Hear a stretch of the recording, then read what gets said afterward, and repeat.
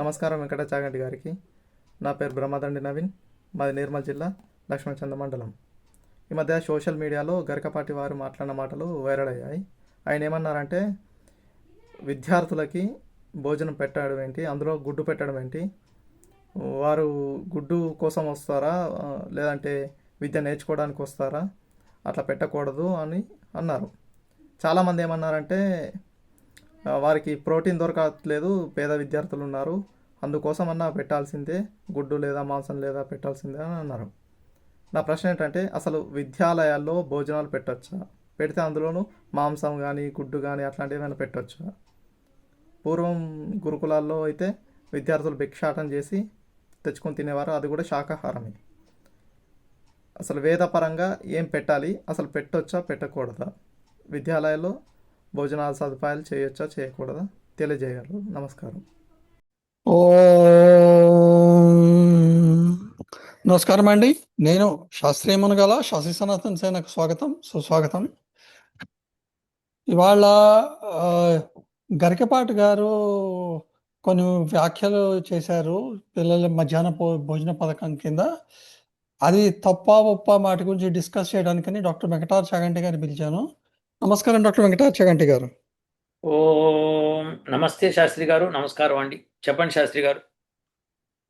అయితే సార్, ఈ మధ్య గరికపాటి గారు మాట్లాడుతూ ఆ, ఒక ప్రవచనంలో ఇట్లా మధ్యాహ్న భోజన పథకం అనేది పెడుతున్నారు, వాళ్ళకి వాళ్ళకి కోడిగుడ్డు పెట్టడం గడిదగుడ్డు పెట్టడం అని చేసి శోభనం పెళ్లి కొడుకు లాగా జాగ్రత్తగా తీసుకెళ్ళి పెడుతుంటుంటే వాడు చదువుతాడా పెడతాడా ఆ, అంటూ అంటూ వ్యాఖ్యలు చేశారనమాట.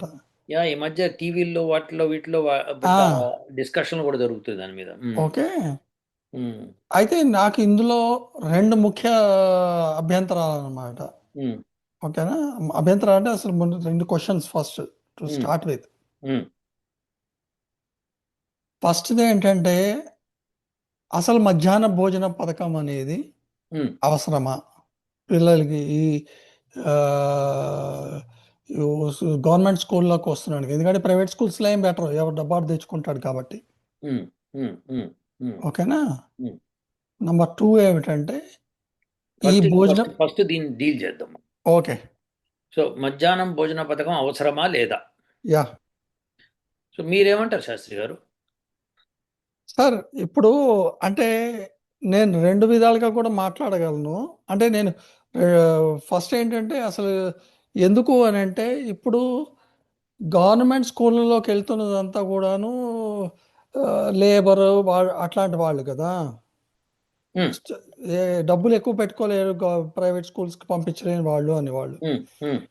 సో వాళ్ళు డబ్బులు పెట్టుకోలేరు కాబట్టి పిల్లలకి భోజనాలు, మీరు ఒక సర్వేస్ చూస్తున్నారంటే భోజనాలు పట్టక పిల్లల్ని కూడా వర్క్ చేయమని వాళ్ళ పిల్లలు వర్కులు చేస్తూ డబ్బు సంపాదించి ఇంటికి తీసుకెళ్తున్నారు. సో దానివల్ల ఏంటంటే వాళ్ళ ఇల్లు గడుస్తోంది, అందుకని వాళ్ళు వర్క్ చేస్తున్నారు. కానీ వాళ్ళని చదివించాలి అని చెప్పి గవర్నమెంట్ ఈ ఈ పథకం పెట్టి మీకు భోజనం కూడా మేమే పెడతాం, మీరు రండి ఇక్కడికి అని అంటున్నారు అని నా ఉద్దేశం. అంటే ఫర్గా మాట్లాడాలి అంటే. ఓకేనా? అగెన్స్ట్ గా మాట్లాడాలి ఏంటి సార్? చెప్పండి. అగెన్స్ట్ గా మాట్లాడాలి అంటే మటుకు ఇప్పుడు గవర్నమెంట్ ఎడ్యుకేషన్ మటుకు చూసుకుంటే చాలు, వాళ్ళకి భోజనం నువ్వు పెట్టడం కంటాను, ఎందుకంటే నువ్వు ఎట్లాంటివి పెడతావో there is no control on what they are being given అని చెప్పి. సో అందుకని నువ్వు వాళ్ళకి వాళ్ళ పేరెంట్స్ కానీ వాళ్ళకి ఇఫ్ యూ గివ్ ఇట్ బియ్యం ఎట్లాగే ఇస్తున్నావో భోజన పథకం కింద ఇంకొంచెం రైస్ ఏవో ఇచ్చి వాళ్ళనే తెచ్చుకోమంటే వాళ్ళకి ఇష్టమైంది తెచ్చుకుంటారేమో కదా అని చెప్పి నా ఉద్దేశం. అగెన్స్ట్గా మొత్తానికి రెండు మాట్లాడేశారు మీరు. అవును సార్. అంటే మీకు ఎవరి వల్ల మీకు ఇబ్బంది లేదు ఇప్పుడు. ఓకే, సరే. అయితే ఇప్పుడు నేను మీకు తెలుసు కదా శాస్త్రి గారు, నేను వేదం తప్పితే వేదం వేదం వేదం శాసిస్తే శాసించినట్టే కదా. అవును సార్. కాబట్టి వేదం ఏం చెప్తుందో మనం తెలుసుకుంటే పోలా. అవును సార్. అది. సో నేను వేదం ఏం చెప్తుందో చెప్తాను. ఆ తర్వాత మళ్ళీ దాన్ని విశదీకరించవచ్చు. ఇంకాస్త విశ్లేషణ చేయవచ్చు. షూర్ ఓకేనా? సార్. సో నేను ఒకటి షేర్ చేస్తాను. మీకు ఇదివరకు ఇది మీకు కూడా ఈ మంత్రం బాగా వచ్చింది.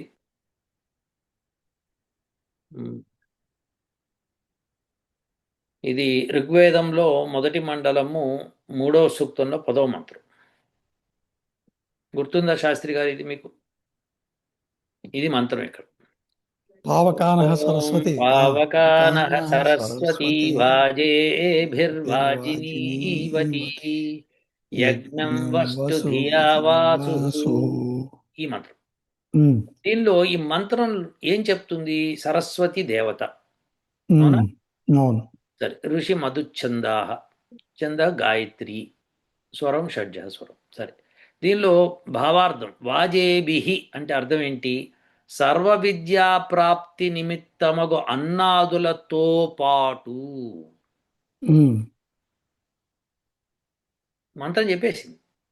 ఓ సో సర్వ విద్యా ప్రాప్తి నిమిత్తమగు అన్నాదులతో పాటు సర్వ విద్యలను సిద్ధపరచు క్రియలతో కూడినదియు క్రియాప్రాప్తికి హేతుభూతమగు వ్యవహారములు కలిగిన శుద్ధ కర్మలతో పాటు వాసప్రాప్తిని కలిగించు విద్యాకారక వ్యవహారమును చెప్పునదియు ప్రశంసిత జ్ఞానాది గుణములతో కూడిన సర్వ విద్యలను ప్రాప్తింపజేయు ఏ వాణి కలదో అది మా శిల్ప విద్యా మహిమను కర్మను ప్రకాశింపచేయునుగాక, ఇచ్ఛాసిద్ధిని ప్రకాశింపచేయునది అగుగాక. కాబట్టి ఇందులో వాజేభిహి అని వాడటమే స్టార్టింగ్ ఆ మంత్రం యొక్క అర్థం తెలిసిపోతోంది. సర్వ విద్యా ప్రాప్తి నిమిత్తమగు అన్నాదులతో పాటు దాంతో కలిపి, అందుకే వాజేభిహి వచ్చింది అక్కడ. సో అన్నాదులతో పాటు అంటే అది బహువచనం అనమాట. సో మీకు అది అన్నాదులతో పాటు రకరకాలు ఇవ్వాలి విద్యార్థికి అని చెప్తాం. ఇంకా అందులో మీకు ఎట్టి సందేహం లేదు. మరి గరికపాటి గారికి ఆ మాత్రం తెలియలేదంటారా? అంటే ఆయన వేదం నేర్చుకోలే కదండి. సో అది ఆయన తప్పు కాదు కదా. ఆయనకి వేదం తెలియదు కాబట్టి ఆయన అట్లా మాట్లాడారు. ఇంకోటి ఏంటంటే గురుకులాల్లో ఇదివరకు విద్యార్థులను పంపించినప్పుడు గురువు దగ్గర ఉంటే గురువు గురుపత్ని వండి పెట్టేది, చక్కగా వాళ్ళు ఇక్కడ తినేవాళ్ళు. ఒకవేళ ఆయనకి గురువు గారికి పెళ్లి కాకపోతే ఆయన గనక ఒక వాళ్ళని పెట్టుకొని వాళ్ళు నడిపించేవాళ్ళు. అట్లా గురుకులం నడిచేది అట్లా. సో ఆ గురుకులంలో వాళ్ళు భోజనాదులతో పాటు విద్య కూడా నేర్పించేవాళ్ళు, దాంతోపాటు అనేక విద్యలు నేర్పించేవాళ్ళు.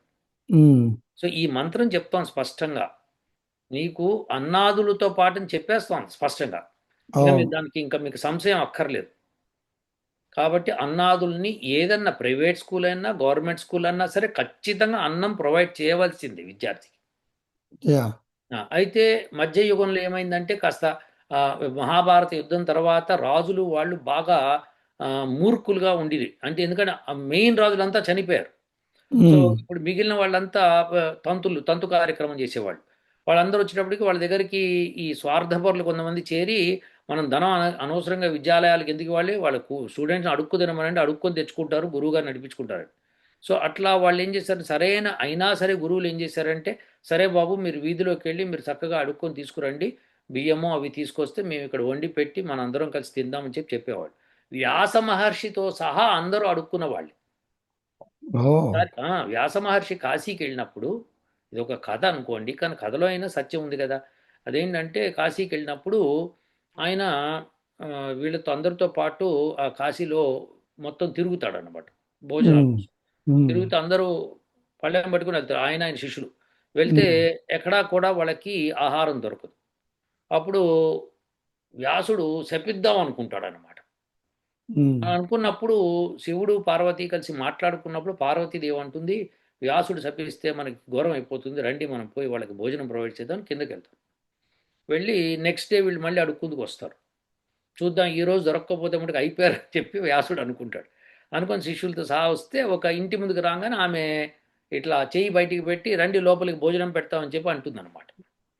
సో అనగానే వ్యాస మహర్షి ఇంకేముంది అందరూ లోపలికి వస్తారు. పెద్ద వసారా ఉంటుంది, దానిలో కూర్చోబెడుతుంది, చక్కగా ఆకులు అవి వేసి పెడుతుంది, చక్కగా పెట్టి మీరు కూర్చోండి వస్తున్నా అని చెప్తుంది. అప్పటికే వాళ్ళు స్నానాదులు ముగించుకునే వచ్చారు. సరే ఆమె వంట లోపలికి వెళ్తుంది. లోపలికి వెళ్ళి కొద్దిసేపటికి రాకపోతే తలుపు కొడతాడు ఒక శిష్యుడు వచ్చి. ఏమ్మా రావట్లేదు, మీకు భోజనం ఆకలిస్తుందంటే, ఉండు నాయనమ్మ, ఆయనకు భోజనం పెట్టి కానీ మీకు ఇక్కడ పెట్టలేను, అతిథికి పెట్టాలంటే ఫస్ట్ భర్తకు నేను పెట్టాలి అని చెప్పి అంటుంది. సరే ధర్మమే కదా అని కూర్చుంటారు వీళ్ళు. యాక్చువల్గా మనకు ధర్మం ఏంటంటే అతిథికి పెట్టి మనం తింటాం, కానీ ఇక్కడ ఆవిడ ఉల్టా చెప్తోంది. అంటే ఆ ముసలాయన కదా పాపం, ఆయన కదలలేని పరిస్థితిలో ఉన్నాడేమో అని అనుకున్నారు, అయిపోయింది. సో అయిపోతే ఆవిడ వచ్చి మీ మనసులో ఏం కావాలో కోరుకోండి అంటుంది. అనగానే వాళ్ళు కోరుకుంటారు, ఎందుకు సడన్ కోరుకోగానే అన్ని ప్లేట్లోకి వచ్చేస్తాయి. ఇది కథ అనమాట, ఊరికే కథ, మీరు సరదా తీసుకోవాలి. ఓకే, తీసుకుంటే ఆవిడ భోజనాలన్నీ అయిపోయిన తర్వాత వ్యాస మహర్షి పొట్ట నిండిపోయి ఆయన అంటాడు, అమ్మా నువ్వు అన్నపూర్ణవి, డౌటే లేదు ఇందులో అని. అంటే నేను శపించబోయాను అనవసరంగా ఈ కాశీని అంటే, అందుకే ఇంకోసారి ఈ కాశీలో నువ్వు అడుగు పెట్టకూడదని చెప్పి ఆమె ఆయన్ని శాసిస్తుంది. దాంతో ఆయన వెళ్ళిపోతాడు. అంటే ఏంటంటే ఇక్కడ ఈ విషయం ఏంటంటే, నేను ఇది కథ ఎందుకు చెప్తున్నా అంటే, ఈ కథ ఇంపార్టెంట్ కాదు, దానిలో వ్యాసుడితో సహా అందరూ భిక్షాటనకి వెళ్ళిన వాళ్ళే అంటున్నాను నేను. సో అది తప్పు కాదు అని చెప్పి మధ్యయుగంలో కొద్దిగా గురువులు వాళ్ళు నేర్పించారు. మనకి తెలుసు, చాణక్య కథ కూడా తెలుసు. వాళ్ళ శిష్యులంతా కలిసి అడుగుతారు, అడిగి తీసుకొచ్చి గురువు గారికి ఇస్తే ఆ గురువు గారు అందరికీ భోజనం వడ్డిస్తాడు. ఇవన్నీ మనకు తెలిసిన విషయం. సో ఇప్పుడు ఏంటంటే విషయము, కానీ అదే రాముడి విషయంలో, దుర్యోధనాదుల విషయంలో తీసుకుంటే కనుక అందరూ కూడా చక్కగా వాళ్ళకి భోజనాలన్నీ ఏర్పాట్లు జరిగినాయి. కృష్ణుడు కూడా అట్లనే వెళ్ళాడు గురువుగారి దగ్గరికి. అప్పట్లో రాజులు ఏం చేసేవాళ్ళు అంటే గురుకులాల్ని పోషించేవాళ్ళు, వాళ్ళకి కావాల్సిన అన్న వస్త్రాదులను పంపించేవాళ్ళు. వాళ్ళు గురువులు అన్ని చెప్పేవాళ్ళు, ఆ శిష్యులంతా ఉపయోగపడేవాళ్ళు మళ్ళీ రాజ్యానికి. కొంతమంది సైనికులుగా, కొంతమంది ఈ మంత్రులుగా, కొంతమంది వైశ్యులుగా, కొంతమంది ఇట్లా వర్కర్స్గా ఇట్లా ఉపయోగపడేవాళ్ళు చక్కగా. సో వాళ్ళందరూ కూడా చక్కగా చదువుకొని గురుగారి దగ్గర వెళ్ళేవాళ్ళు, అదంతా మనకు తెలిసిన విషయం. కాబట్టి అన్నం అన్నది 100% పిల్లలకి ఇవ్వవలసిందే, ఇందులో మీకు సందేహం వలదు. వేదం చెప్తున్నప్పుడు ఇంకా దానికంటే ఇంకా మనం చెప్పేదే ఉంది అక్కడ. కాబట్టి పొద్దు నుంచి గుర్తుపెట్టుకుంటారు, పొద్దున్న 8 దగ్గర నుండి సాయంకాలం 5 దాకా స్కూల్లో ఉంటారు వాళ్ళు. ఆటలనండి, పాటలనండి, అవన్నీ. సో దేర్ఫోర్ అంత సమయం వాళ్ళు ఉంటారు. ఇంటికి వస్తారు, ఒక 2 గంటల్లో అలసిపోతారు, మళ్ళీ తింటారు, పడుకుంటారు. ఇంకా సో ఒక 8 గంటలు పడుకొని ఒక 8 గంటలు ఇక్కడ ఉండి 16 గంటలు పోతే ఇంక 8 గంటలేక స్నానాదులు, మిగతావి ప్రయాణాలు అవన్నీ. కాబట్టి భోజనం అనేది మధ్యాహ్నం అమర్చవలసిందే, అది స్కూల్ వారి బాధ్యత. మరి మీ చిన్నప్పుడు మీరు ఏం చేశారో నాకు తెలీదు. నా చిన్నప్పుడు అయితే నాకు ఇస్తే పొట్లం తీసుకెళ్లేవాడిని, లేకపోతే పొద్దున్నే తినేసి వెళ్ళిపోయేవాళ్ళం. మధ్యాహ్నం అంతా ఆడుకోవడం అన్నీ చేసేవాళ్ళము. ఏదైనా అక్కడ ఒక జోబులో ఒక చిల్లర పావలా ఏదో పడేస్తే మేము అక్కడ ఏదైనా పల్లీలు గిల్లీలు కొనుక్కొని తినేవాళ్ళం. ఇట్లా ఉండేవి. మరి మీ సంగతి నాకు తెలియదు. మేము ఇంచుమించు అంతేనండి. అంటే ఇంట్లో డబ్బా తీసుకెళ్లే వాళ్ళము, తీసుకెళ్ళినా కూడా అక్కడ బయట కొనుక్కొని తినేవాళ్ళం. అది యా. సో తీసుకెళ్ళని రోజు చెప్తున్నాను నేను, తీసుకెళ్తే మేము తీసుకెళ్ళిపోయేవాళ్ళం మేము కూడా. సో అసలు పైగా ఒక గంట సేపు మాకు లంచ్ ఇస్తే దానిలో ఆడుకుందుకు మేము 50 నిమిషాలు తీసుకునేవాళ్ళం. అది వెరీ ముఖ్యం అన్నమాట. అది అదే ముఖ్యము, అదే ముఖ్యం. కరెక్ట్ చెప్పారు, బాగా చెప్పారు. సో అయితే ఇప్పుడు నా రెండో క్వశ్చన్ ఏంటంటే, అఫ్ కోర్స్ మీరు ఇంకా వేదం చెప్పారు కాబట్టి అడగకూడదు ఇది, అయినా అడుగుతున్నాను. అయినా కూడా కాశీకి పోవాలి అన్నట్టు, అయినా కూడా రావాలి. ఇప్పుడు ఈయన అన్నట్టు కోడిగుడ్డు గాడిద గుడ్డు అని అన్నాడు కదా, ఇట్లా కోడిగుడ్లు అనేది పెట్టొచ్చా పిల్లలకి,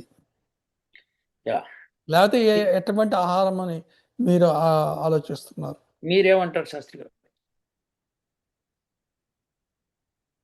అంటే ఇప్పుడు వాళ్ళు కోడిగుడ్డు అనేది ఎందుకంటే పోషక ఆహారం గురించి, ఆ పోషకాహారం వాళ్ళు వేరే విధంగా పెట్టొచ్చు అని నా ఉద్దేశము, కోడిగుడ్డు కంటాను. కాబట్టి మీరేమంటారు ఫైనల్గా? పెట్టకూడదు అంట. ఇంకా తిరుగులేని ఆన్సర్ అది, పెట్టకూడదు. గుడ్డు మాంసం ఇలాంటి పెట్టకూడదు. ప్రోటీన్, హై ప్రోటీన్ వాల్యూ ఉన్నవి చాలా ఉన్నాయి వెజిటేరియన్ ఫుడ్లో, అందులో మీకు ఏమాత్రం సందేహం వలదు. సార్ ఈ చీప్ అండ్ బెస్ట్ కందిపప్పు ఉంది, పెసరపప్పు ఉంది. ఇప్పుడు కందిపప్పు, పెసరపప్పు, ప్రోటీన్స్, అనేకమైన వైటమిన్స్ ఉన్న కూరగాయలు ఉన్నాయి. ప్రోటీన్స్ ఇవి కాకుండా ఇంకా మీకు ఇంకా కొన్ని ధాన్యపు గింజలు అయితే ఇప్పుడు చాలా ఉంటుంది ప్రోటీన్, కార్బన్ కంటెంట్ తక్కువ ఉండే ఉంటాయి. ఇప్పుడు పల్లీలు అనుకోండి, పల్లీల్లో 100కి 28 ఉంటుంది. ఇది ఆ, కా మన ఏమంటుందని కార్బోహైడ్రేట్స్, మిగతావన్నీ ప్రోటీన్స్ అవన్నీ అవును ఉంటాయి. సో మంచి అవును ప్రోటీన్ అందులో దొరుకుతుంది. వెజిటేరియన్ ఫుడ్లో దొరికినంత ప్రోటీన్ మాంసంలో దొరకదు. ఇందులో మీకు సందేహం వలదు. ఉమ్, ఎవరన్నా మాట్లాడదామంటే దానికి నేను రెడీ. ఓకే, అవును. వెజిటేరియన్ ఫుడ్లో దొరికినంత మాంసకృతులు మీకు దానిలో దొరకవు. నెయ్యి మీకు నెయ్యి మనం ఉమ్, ఒక వీడియో కూడా ఉమ్, చేశాం దీని మీద. అవును చేసాం, కరెక్ట్. ఆ, నెయ్యి నెయ్యి కూడా బుద్ధికి చాలా బలాన్ని ఇస్తుంది అనమాట నెయ్యి. అది సో అందుకని ఆ నెయ్యి కావాలి. సో వీళ్ళందరూ కల్తీ నెయ్యి, ఇప్పుడు కల్తీ ప్రోటీన్స్, కల్తీ ఇవి వచ్చేసి ప్రాబ్లం అయింది. కానీ లేకపోతే స్వచ్ఛమైన నెయ్యి, స్వచ్ఛమైన ధాన్యాలు ఇవన్నీ కూడా మంచి ప్రోటీన్ కలిగినవి శాస్త్రి గారు. అవును. ఇందులో మన సందేహం వలదు. ఎట్టి పరిస్థితిలో సందేహం పడకూడదు మనం. ఈ చిరుధాన్యాలు అంటుంటారు చూసారా? చిరుధాన్యాలు చాలా బాగా గుర్తు చేశారు శాస్త్రి గారు. బా, మంచి పాయింట్ తీసుకొచ్చారు. అవును. చిరుధాన్యాలు అనేది చాలా మంచిది. అవి కూడా వాడాలి. ఎస్. అవి ఇలాంటివన్నీ వాడుతుంటే మీకు ఇప్పుడు అరటిపండు ఉందనుకోండి, మధ్యాహ్నం వేళ అరటిపండు ఇచ్చారు పిల్లవాడికి, ఎంత బలమండి అది. Exactly exactly. అరటిపండు అసలు చాలా మంచి శ్రేయస్కరమైంది. పైగా మనం భారతదేశంలో విరివిగా దొరుకుతుంది. విరివిగా దొరుకుతున్నది. అన్ని ఇప్పుడు సీజన్లోనూ మనకి ఆల్మోస్ట్ అన్ని కోడిగుడ్లు సీజన్లు పెట్టే దొరుకుతుంది. బదులు ఒక అరటిపండు ఇస్తే ఎంత రైతులకు ఎంత లాభం సార్ అసలు? ఎస్, రైతులకే కాదండి, వాళ్ళకి లాభం. స్టూడెంట్ పిల్లలకు కూడా చాలా లాభం. ఈ కోడిగుడ్ల మూలంగా కోళ్ల ఫారంలు పెట్టాలి. కోళ్ల ఫారంలో వచ్చే జబ్బులు అవి అన్నీ ఇన్ని కాదు. ఆ అవును. జబ్బులతో చాలా మంది ఇబ్బంది పడుతున్నారు. కంటి చూపు కూడా ప్రాబ్లం అవుతున్నది. దీని గురించి ఒక వీడియో చేశాను నేను. అది అసలు అది కోడిగుడ్డు అనేది పెట్టకూడదు. మాంసం అనేది పెట్టకూడదు. జీవహింస చేయకూడదు. అవును. విద్యార్థులకి విద్య నేర్పించేటప్పుడు మనకి మంచి వెజిటేరియన్ ఫుడ్ పెట్టాలి. ఎందుకంటే బుద్ధి వికసించాలి. బుద్ధి భ్రష్టు పట్టకూడదు. అవును. ఉమ్. ఇప్పుడు చాలా మంది అంటారు, వెస్ట్రన్లో ఇంతమంది సైంటిస్టులు ఉన్నారు, వాళ్ళు మాంసం తినరా అంటే, అందుకే బుద్ధి భ్రష్టు పట్టి యుద్ధాలన్నీ చేసుకుని వస్తున్నారు. ఇప్పుడు ఏదైనా సరే ఏదన్నా కనిపెట్టచ్చు, కానీ నాశనం చేసేవి కనిపెట్టడం అన్నది చాలా తప్పు. మీకు తెలుసా శాస్త్రి గారు, ఇప్పుడు ఇరాన్ 15 రోజులు వార్లో 50 లక్షల టన్నుల కార్బన్ ఉద్గారాలు ప్రొడ్యూస్ అయినాయి. అయ్యో బాబోయ్. ఆ, దాని మూలంగా యాసిడ్ రెయిన్స్ అవన్నీ కూడా ఇరాన్కి ముప్పే. అంటే సామాన్య ప్రజలు కూడా ఎంత సఫర్ అవుతారో. ఆ కార్బన్ ఉద్గారాల మూలంగా మొత్తం ప్రపంచం అంతా అది పారుతుంది ఇప్పుడు. అవును. ఉమ్. సో ఇప్పుడు అది విశేషం. అందుకని నేనేమన్నా అంటే, ఏదన్నా కనిపెట్టినప్పుడు ప్లాస్టిక్ కనిపెట్టారు, ఇప్పుడు ఎంత దరిద్రం తయారైంది చెప్పండి. అవును. ఇప్పుడు ఇదివరకు మీరు గమనించండి, ఇదివరకు భోజనాల్లో మనము విస్తరాకు వేసుకొని దానిలో తినేవాళ్ళం. ఓకే, విస్తరాకు తిన్న తర్వాత అది తీసుకెళ్ళి అక్కడ బయట పెడితే ఆవు తినేస్తుంది దాన్ని. అవును. అవునా? సో లేకపోతే మేకలు తినేవి, లేకపోతే గుర్రాలు తినేవి, ఏదో ఒకటి రోడ్డు మీద వచ్చినవి ఏవైనా సరే తినేసేవి. దాంతో మనకి వాటికి ప్రాబ్లమే ఉండేది. అంటే ఏంటి, మొత్తం రీసైకిల్ అయిపోయేది మొత్తం. అవును. అలా ఉండేది. సో అలా కాకుండా ఇప్పుడు భయంకరంగా తయారైంది. చెత్త కుండీలు, చెత్త, అబ్బా, మలము, అసలు ఎంత దరిద్రం తయారైందండి, అంత అ- దరిద్రం. అట్లా కాదు. ఇప్పుడు ఏంటంటే ఈ ఆ, పే ప్లాస్టిక్ పేపర్ ప్లేట్స్, కానీ దానికి మీద మళ్ళీనేమోను ఆ, ఈ ఈ మామిడి పాకలతో కుట్టినట్టు అదో డిజైన్ దాని మీద ఇంప్రింట్ చేసి దాని మీద మళ్ళీ ఒక సన్నటి ప్లాస్టిక్ షీట్ వేస్తారు. మీరు లేకపోతే ఎట్లా పేపర్ ఆలోచించండి. పాడైపోతుంది కదా. మీరు ఆలోచించండి సార్. ఆ సన్నటి ప్లాస్టిక్ షీట్ మీద వేడి వేడి అన్నం పెడితే ఆ ప్లాస్టిక్ నువ్వు తింటున్నట్టు లేదట. తింటున్నట్టు. ఇప్పుడు ఛాయలు, కాఫీలు అందులోనే వాటిలో తాగుతున్నారు. దానిఫోర్ అది. నేను అందుకనే ఇండియాకి వెళ్ళినప్పుడు ఎప్పుడు కూడాను ప్లాస్టిక్ తీసుకోను అనమాట. వాడి గాజు ఉంటాయి, అది ₹1 ఎక్స్ట్రా ఉంటుంది, రూపాయి ₹2 ఎక్స్ట్రా ఉంటుంది, అయినా కూడా పర్లేదు. ఎందుకంటే వాటితో ఒకవేళ రోగాలు వచ్చినా 2 రోజుల్లో తగ్గిపోతుంది. ఈ ప్లాస్టిక్ తోటి క్యాన్సర్ గీస్తారు, ఇంకా కష్టము. వీళ్ళు ఏంటంటే వెజిటేరియన్ ఫుడ్ తినటం రాక దాన్ని ప్రాపర్గా డైజెస్ట్ చేసుకో. ఒకసారి మాంసానికి అలవాటు పడినవాడు వెజిటేరియన్ ఫుడ్ అంటే నచ్చదు వాడికి, గడ్డిలాగా ఉంటుంది. సో మాంసం తినేవాడు, అందుకే మాంసం తినకూడదు, అలవాటే చేయకూడదు, అది చాలా తప్పది. సో నా ఉద్దేశంలో అది అది తినకూడదు. ఇప్పుడు గరికపాటి గారు గుడ్డు గురించి ఏం అనలేదండి, నేను నిజం చెప్తున్నాను. నాకు అనిపిస్తుంది. ఎందుకంటే అవును. ఆయన గాడిది గుడ్డు అన్న, ఆయన గుడ్డుని వ్యతిరేకంగా మాట్లాడలేదు. కానీ మన ఇద్దరం వ్యతిరేకిస్తున్నాం దాన్ని, కరెక్ట్. గరికపాటి గారు అలా ఉంటే, గుడ్డుకి వ్యతిరేకం అనుకుంటే చాలామంది పొరపాటు పడ్డారు. ఎందుకంటే ఆయన రాముడే మాంసం తిన్నాడని చెప్పి పెద్ద లొల్లి చేసిండు ఆయన. సో అవును. దెర్ఫోర్ ఆయన ఇప్పుడు క్షత్రియులంతా మాంసం తినాలని ఆయనే చెప్తుంటాడు అనమాట. సో అవును. అలాంటప్పుడు గుడ్డుకి వ్యతిరేకిస్తాడు, గుడ్డుని వ్యతిరేకిస్తాడని నేను అనుకోను. కానీ ఆయన చెప్పిన దానిలో గుడ్డు అనేది వచ్చింది అంతే. అది ఒక టాపిక్ లాగా వచ్చిందేమో అని నేను అనుకుంటున్నా. సో ఆయన చెప్పే మధ్యాహ్న భోజన పథకం ఖచ్చితంగా ఉండి తీరాలి. వేదం ప్రకారం అయితే ఉండాలండి. Okay sir. ఇంకా ఇంకో క్వశ్చన్ ఉంది, మళ్ళీ మాట్లాడతా sir. Okay. Okay sir. Okay. ఓ